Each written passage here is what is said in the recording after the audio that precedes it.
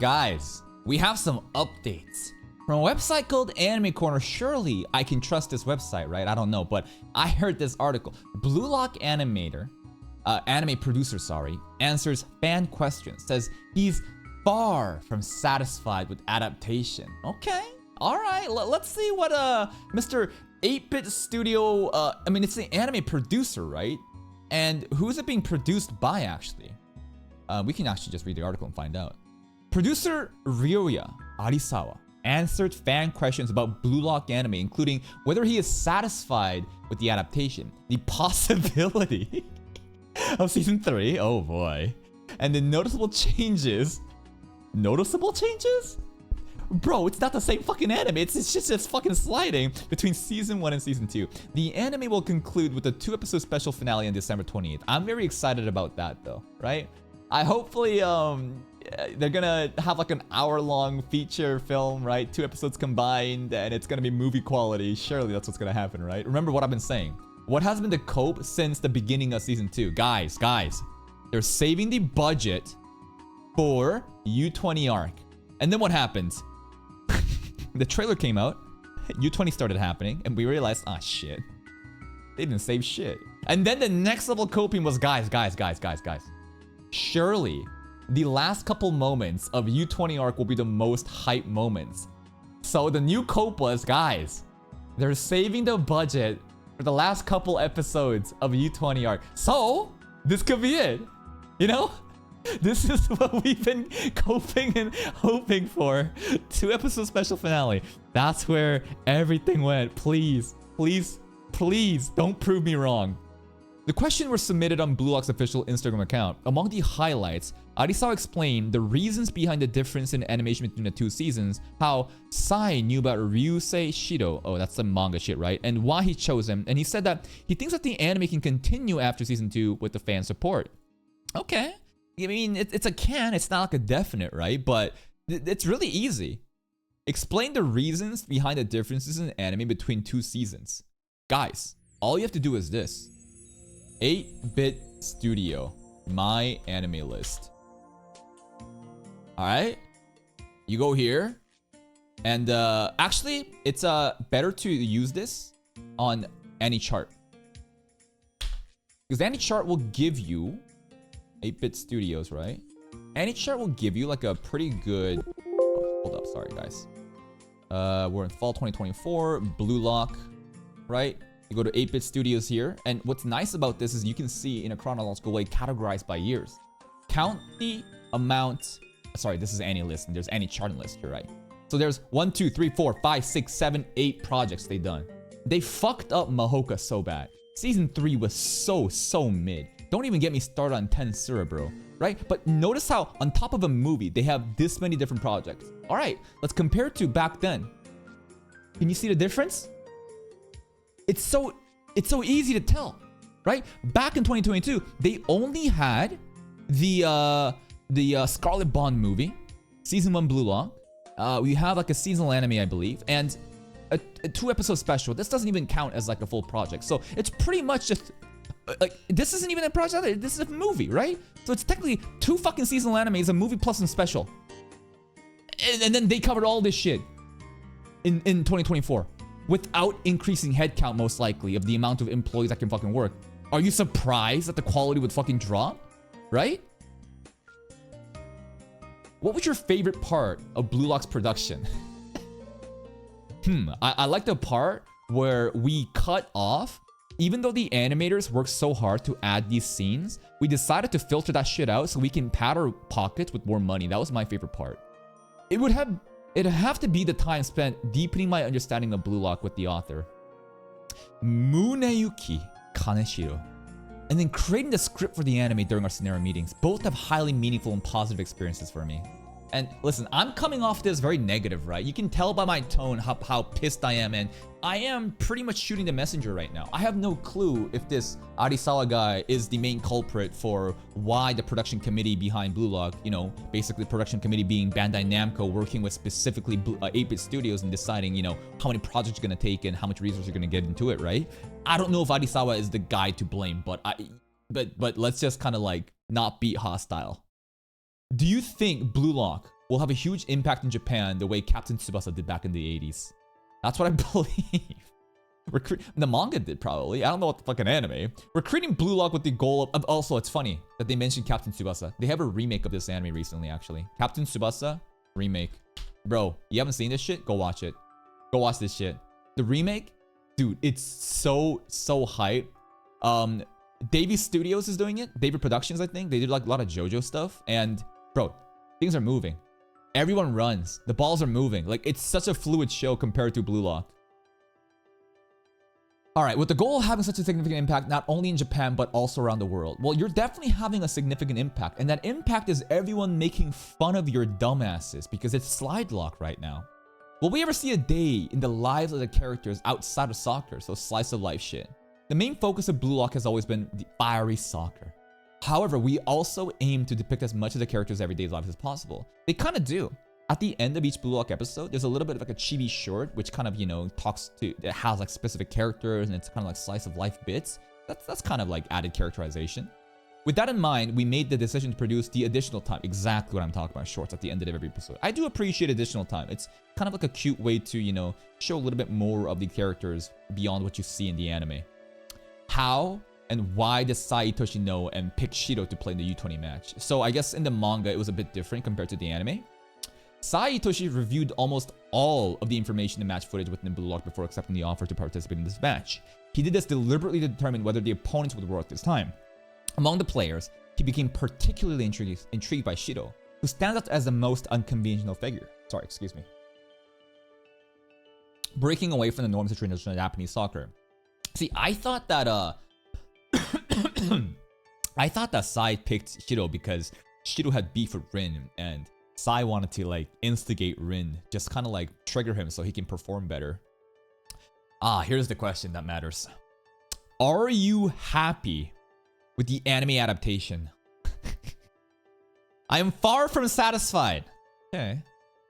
Blue Lock is a story about pursuing one's ego to achieve greater strength, and in a way, satisfaction signifies the end of growth. Characters like Isagi and the others relentlessly seek greater strength with the insatiable determination, whether they win or lose, and the same applies to me and everyone involved in the Blue Lock anime. To those ends, I believe we will never allow ourselves to feel fully satisfied moving forward.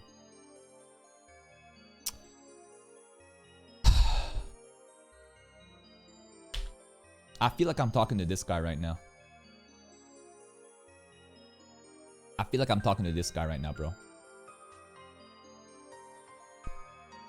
That was the most nothing burger of an answer. What did you just say? You're not satisfied.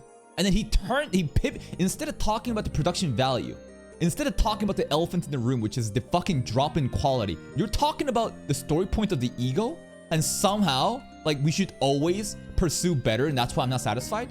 You turned this fucking question, which was aimed at the shitty quality of Season 2 compared to Season 1, into a story point of, oh, you know, it's all about ego, and therefore, we're never satisfied.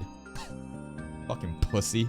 But then again, what do I expect from a Japanese corpo suit whose best interest is to say nothing? There's no way he's gonna have a fucking opinion about what's actually happening. He's gonna give the most vanilla shit. Alright, now we're really getting into the details. Why is there a major difference in Season 1 animation and Season 2? Well, I already showed you guys this, right? I already showed you guys this. I mean, it's pretty obvious. Having battled exclusively with the closed facility until now. Shut up! Stop talking about the fucking story. Tell me about the production value. Why? Why are you telling me about the fucking arc right now? Alright, yeah, in closed facility. The characters will for the first time battle on a grand stage that captures the attention of all Japan. How does this matter? How does this relate to what your fucking production committee is doing? To fully express this shift. Okay. We have increased depictions of the outside world in the audience. What? So like, you're telling me, listen, up until now, we've been playing in a box known as Blue Lock. And now the characters are outside.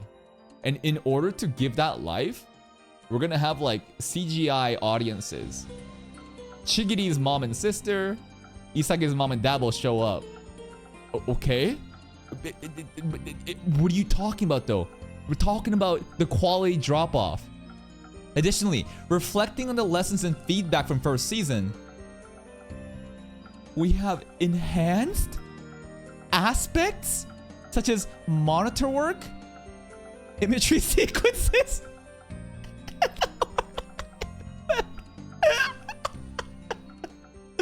So, okay, I'll show you this shit, okay? Oh god, bro. Oh god, so again, it's an answer straight up from this guy. But like, Blue Lock, right? Season 2. So this is what they mean by aura effect, by the way. Like basically, just a still frame. I agree.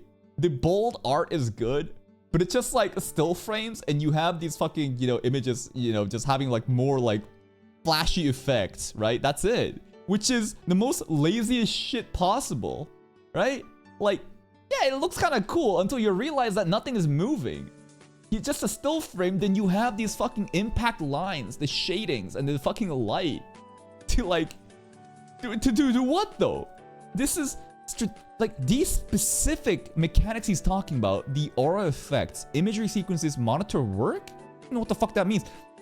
These are what I'm telling you when I say 8-Bit Studios has mastered their art of min-maxing. The ability to animate without animating. Specifically this shit, aura effect, man. You have a really good art on a single frame, and then you draw a bunch of fucking lines and colorful aura coming out to give this impression that things are kind of moving, but it's just a fucking smoke and mirrors. It's how you basically get away with limited amount of resources to make it seem like things are moving. I believe these differences in approach are evident in the animation style this season. Of course, even in the production process of season 2, we continue to iterate and fine-tune, aiming to build up to an exciting climax.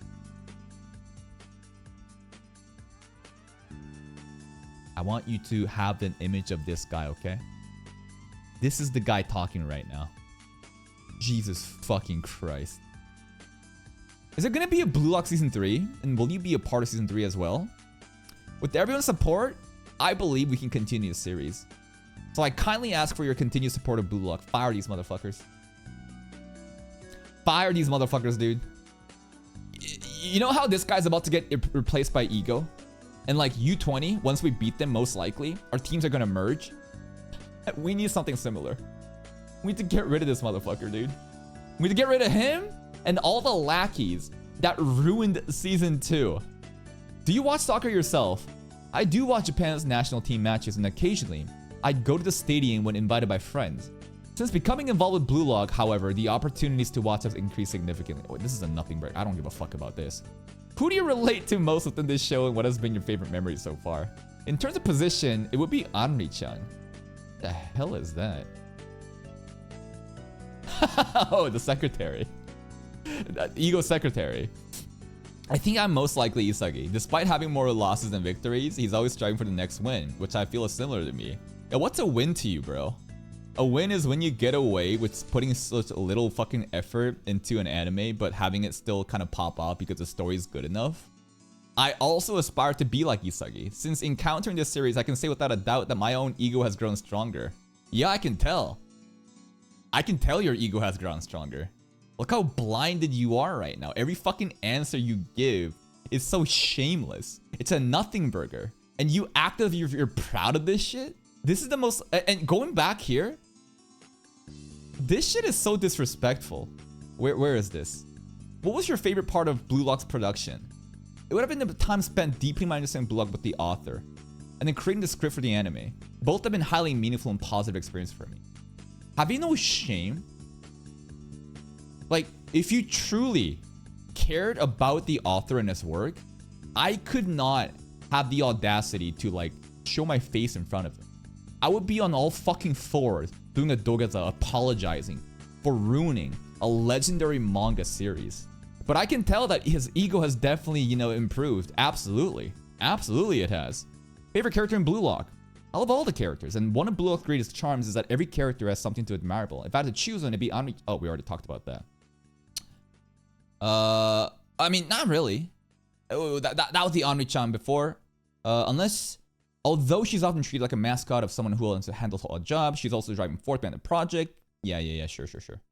If you could pick one character to win the whole thing, who would it be? I can't choose, and I'm on the edge of my seat with excitement and anticipation, following attentively on who will be the last one standing in the end.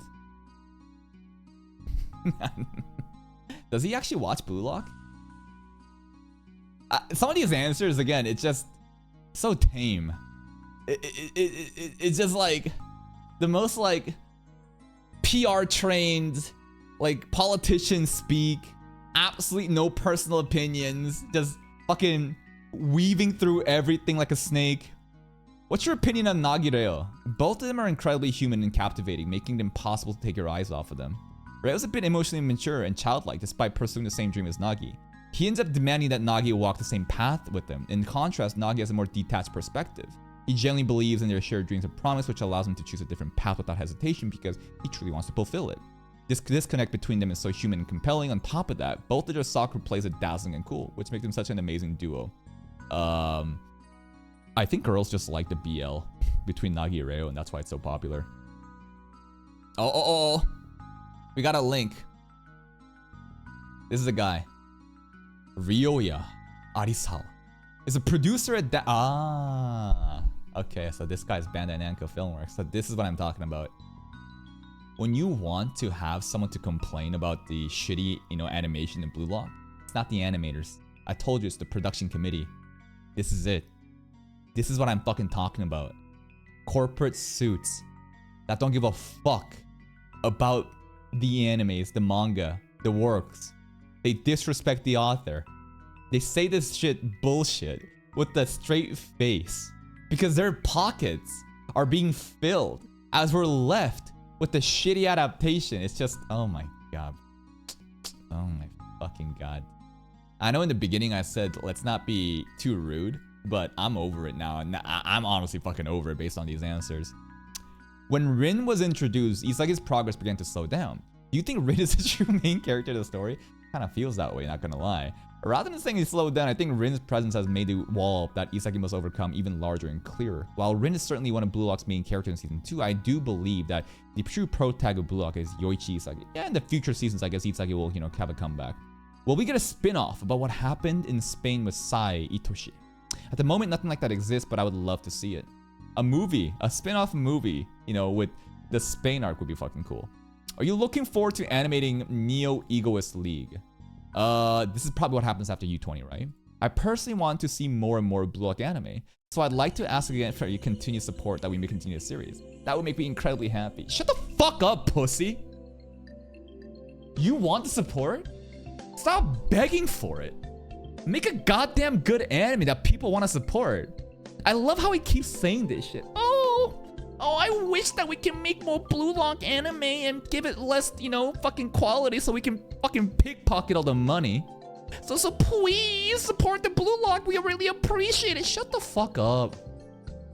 Such a loser thing to say, bro. I know that a lot of people, like, especially in Japan, like idol culture, VTubers, and, streamers alike, they all say, like, I'm so appreciative of your support, fans. I think that if you're truly appreciative of your fans, give them the content they want. Shut the fuck up with this lip service. Just produce results. Give the fans good content and they will support it. If you simply fucking made the anime great, you wouldn't have to start fucking begging. We actually had a chance to speak directly with the producer at this year's Anime Expo, and when he also told us more about the working on the anime. This is the author. What is this link actually? Directly with the producer. We'll probably do like a... This will probably be a part 2. Because this is Arisawa. So far, this has been Arisawa. And now this is like a little bit added on production experience in Season 2. So this will be like part 2 content. So is there anything more here? No, that's pretty much it. It's just the, credits right now. I want the comment section. It'd be so cool to read the comment section and see what the fuck is happening, but the worst part about all this is that Blue Lock Season 2 is gating the numbers the ratings, the viewership. Even though it's so fucking ass like Tower of God right now, the story is so compelling and good that it just kind of carries.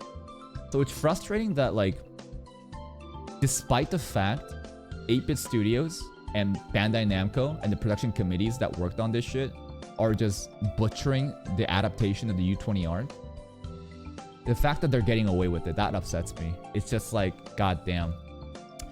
The interviewer, I think, was fine. I think he really did ask, you know, like, exactly. For example, like, this question was insane, right? Where was this?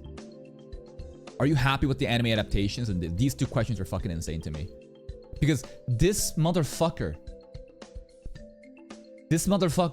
literally just talks about, oh, in Blue Lock, the story is like this, so I'm never satisfied. What the fuck are you talking about? We're talking about the production value. Like, no one is addressing anything, right? No one is actually talking about the drop in quality. And instead, they go in with this. And this looks so fucking rehearsed. The fact that he specifically mentioned these bullshit things, remember, these things in Blue Lock does not make the anime look better. Like, he's so proud of like, oh yeah, we put the aura effects, the imagery sequences. But guess what? Just having a fucking still frame and just creating some fucking fart aura doesn't suddenly make the anime good. You and I and everyone fucking knows what's happening. They can't fucking animate worth shit because of the production committees like improper decision making with project management. So now you're gonna just like make excuses and say, oh, we believe it's enhanced. It's just like, ugh. These specific mechanics exist to animate without actually animating. You know that you're fucking doing this. Everyone knows. But he's just gonna smile. Such a bold-faced lie and say, oh, please support us. So fucking cringe. I'll probably check this one out too later on. See you next time.